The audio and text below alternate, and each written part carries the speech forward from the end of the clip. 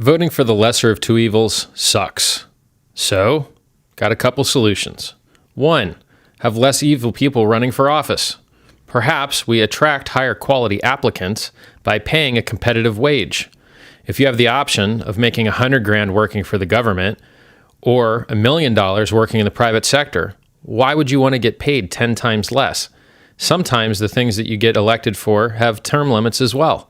So whatever money, even if you thought it was good that you could make, you don't get to make for that long.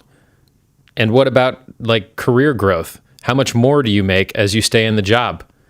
Nothing? What a terrible idea. What a terrible pay structure. And you wonder why the people that run for office aren't the best the world has to offer. Well, the pay isn't commensurate with the job, right? So what else could we do to fix the political system? We could fix the way you vote. So right now, if you go and you vote, you write down one name for each position. Well, that's the least amount of data that I could get from you. Why don't instead I get a ton more data from you and get a ranked list? Hey, I want this guy to win, but if I can't get him, give me this guy. And if I can't get that guy, give me this guy. Then when you combine everybody's ranked lists, you can get someone that everyone pretty much likes, their number 2 or their number 3, instead of getting these polarizing candidates, which make it very hard to get consensus, which makes it very hard to get anything passed because you need the agreement of many people.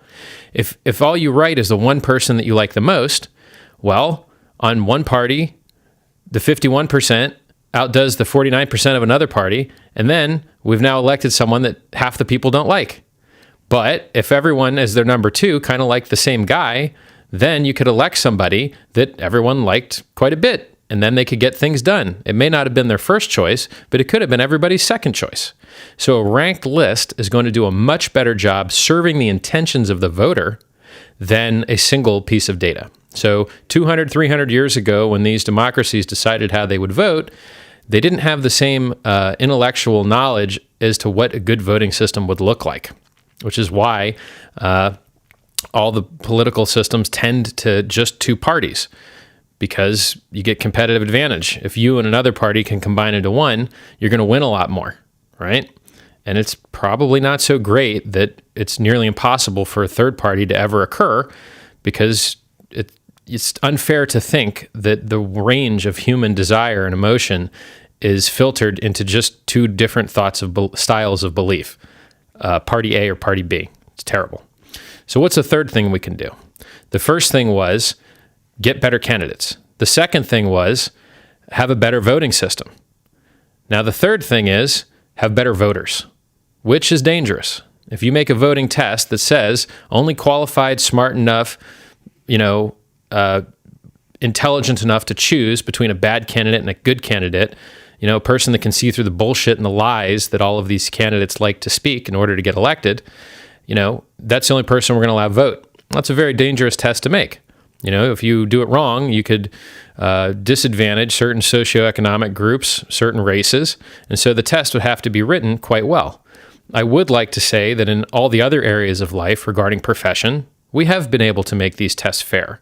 So if you want to be an electrician or a plumber or a hair cutter, you need to get your qualifications and your license, or you're legally not allowed to do these things, right? If electricians didn't require licenses, there'd be a lot more houses burning down, right?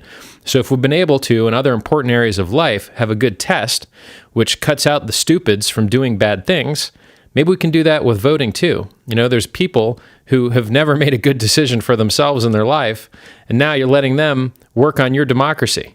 If a person's not qualified to work on cars, you don't want him working on your car. If he's not qualified to work on people as a doctor, you don't want him trying to cure your health problem.